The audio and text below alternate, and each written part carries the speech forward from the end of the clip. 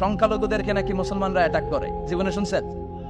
কোন দাড়িওয়ালা টুপিওয়ালা আলিয়া মাদ্রাসার ছাত্র, কওমি মাদ্রাসার ছাত্র, কোন ইসলামী আন্দোলনের কর্মী, এটা জামাতি বলেন, হেফাজতি বলেন, আহলে হাদিস বলেন, কওমি বলেন, আলিয়া বলেন, মন্দির ভাঙ্গা, মূর্তি ভাঙ্গার সাথে ইসলামের পক্ষের শক্তির কোনো সম্পর্ক নাই। চিল্লায় বলেন ঠিক কিনা? ইসলামের পক্ষের শক্তি মন্দির পাহারা দেয়, তারা সাম্প্রদায়িক সম্প্রীতিতে বিশ্বাসী, কোন দাঙ্গা হাঙ্গামা সন্ত্রাসবাদে ইসলাম বিশ্বাস করে না। চিল্লায় বলেন ঠিক কিনা? শেষ পর্যন্ত সে বাংলাদেশে থাকতে পারে নাই। ওরে যখন ইন্ডিয়াতে লুকিয়ে নেওয়া হয়, ওর গায়ে বোরকা পরিয়ে নেওয়া লেগেছিল। চিল্লায় বলেন ঠিক কিনা? আমরা এদের হেদায়েতের দোয়া করি, আমরা প্রত্যেকের জন্য হেদায়েতের দোয়া করি প্রথমে। আর যদি হেদায়েত নসিবে না থাকে, কারুন, সাদ্দাত, নমরুদ আর ফেরাউনের যে দশা হয়েছে, বাংলার জমিনের ইসলাম বিরোধী বেহায়াদের ওই দশা আল্লাহ তুমি করে দাও। ইসলাম হচ্ছে শান্তির ধর্ম। আমরা সবসময় সাম্প্রদায়িক সম্প্রীতি, ভালোবাসা, এটাতে বিশ্বাসী। হিন্দুরা ঢোল বাজায়, আমরা কিছু বলি না। আমরা তাফসির মাহফিল করি, ওদের যারা ভদ্র তারাও কিছু বলে না। ঠিক কিনা? এই ইসলাম বিরোধীরা এরাই হিন্দু মুসলমানদের মধ্যে যে সম্প্রীতি, এটাকে নষ্ট করতে চায়। কিছুদিন পর পর এরকম কিছু আবাল আর উন্মুক্ত পাঠার আগমন ঘটে। বাংলাদেশ থেকে দাঁড়িয়ে কাঞ্চনজঙ্ঘা থেকে হিমালয় দেখা যায়। ওই জায়গাটারে যদি ট্যুরিজমের জন্য প্রমোট করা হতো, lakh lakh tourist Europe America থেকে ছুটত। এখন এই দেশে আসে না, সিকিউরিটি নাই, কোনো নীতিমালা নাই, কোনো নিয়ম কানুন নাই। এজন্য এই দেশে আল্লাহর রহমত নাই। একের পর এক গজব দিয়ে আল্লাহ আমাদেরকে পরীক্ষা করছে। চিল্লায় ঠিক কিনা? আল্লাহ তুমি গজব থেকে বাঁচাও, তোমার রহমত নাজিল করো। ক্যাটাস্ট্রফি কত ভয়ঙ্কর হতে পারবে। এজন্য আল্লাহর শাস্তি, আল্লাহর আযাব আর গজব সহ্য করার মতো ক্ষমতা পৃথিবীর কারো নাই। চিল্লায় বলেন ঠিক কিনা? এজন্য শুকরিয়া করতে হবে কার? করলে লাভ না লস, আর করব কম কম না বেশি বেশি। আমরা শুকরিয়া করতে চাই না, আমরা অভিযোগ করতে চাই। কি করি? অভিযোগ, কমপ্লেইন। আমার এটা নাই, ওইটা নাই, এই পাইলাম না, সেই পাইলাম। এরকম আছে না নাই? আল্লাহর বিরুদ্ধে অভিযোগ। বিশ্বনবী বলেন, তোমার চেয়ে যে খারাপ অবস্থানে আছে তার দিকে তাকাও, অভিযোগ কমে যাবে। উনজুরু ইলা মান হুয়া আসফালা মিনকা, তোমার চেয়ে যে খারাপ অবস্থায় আছে একটু তাকাও না, একটু তাকাও, তোমার চারিপাশেই আছে।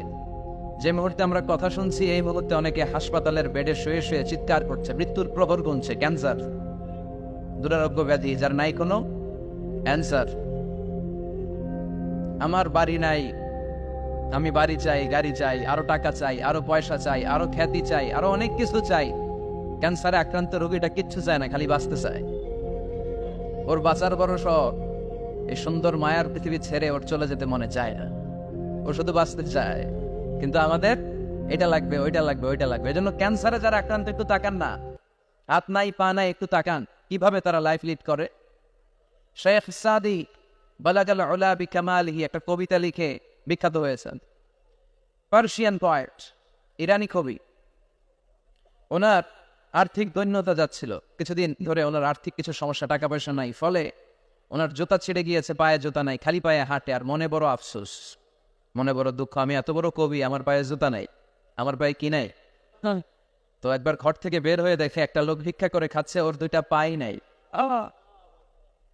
শেখ সাদির কি নাই? ভিক্ষুকের কি নাই? ভিক্ষুকের দশা দেখে সেজদায় পড়ে গিয়েছে। সেজদায় লুটিয়ে পড়ে আল্লাহর বলে, আল্লাহ শুকুর, আলহামদুলিল্লাহ, বেশ ভালো আছি। এজন্য উনজুর ইলা মান হুয়া আসফালা মিনকা, তোমার চেয়ে যে খারাপ অবস্থানে আছে তার দিকে তাকাও। ঋণের বোঝা কাঁধে এত বেশি, প্রতিদিন বাড়িওয়ালা এসে তাড়া করে, ভাড়া দিতে পারে না। এরকম লোক আছে না নাই? গ্যাসের বিল দিতে পারে না, বিদ্যুতের বিল দিতে পারে না, স্ত্রীকে একটা শাড়ি কিনে দিতে পারে না, বাচ্চাদের 3 মাসের 4 মাসের বেতন ভাড়া জমা হয়ে আছে, দিতে পারে না। কত সুখে আছি আমরা, কত শান্তিতে আছি আমরা, শুকর গুজার হতে চাই না, শুধু অভিযোগ আর অভিযোগ। আল্লাহ বলে, অভিযোগ বাদ দিয়ে দাও। বিশ্বনবী বলেন, তোমার চেয়ে যে খারাপ অবস্থানে আছে একটু ওইদিকে তাকাও, তাহলে দেখবে তুমি অনেক ভালো আছো। এজন্য সব সময় সুখে দুঃখে সর্বাবস্থায় আমরা প্রশংসা করব একজনের, তিনি কে? আর প্রশংসা করলে নেয়ামত বাড়ায় দেয় কে? আল্লাহ। আর প্রশংসা না করলে শাস্তির জন্য অপেক্ষা করতে হবে। যাহারাল ফাসাদু ফিল বাররি ওয়াল বাহরি বিমা কাসাবাত আইদিন নাস, জলে স্থলে যে জলোচ্ছ্বাস, ভূমিকম্প, অগ্নিকাণ্ড, খরা, দুর্ভিক্ষ এগুলো চলে, এই মহামারী, নানা ধরনের নতুন রোগ, এগুলো আমাদের হাতের কামাই। এগুলো কি আমাদের হাতের কামাই। আমরা যদি আল্লাহওয়ালা হয়ে যাই, আল্লাহর জামিনে যদি আল্লাহর দিন কায়েমের চেষ্টা করি, আল্লাহর দেয়া কোরআন অনুযায়ী যদি জীবন চালাই, আমাদের জীবনটারও শান্তিময় করে দিবে কে? আমাদের ধর্মের নামই তো শান্তি। ধর্মের নাম কি? ইসলাম। ইসলাম মানে কি?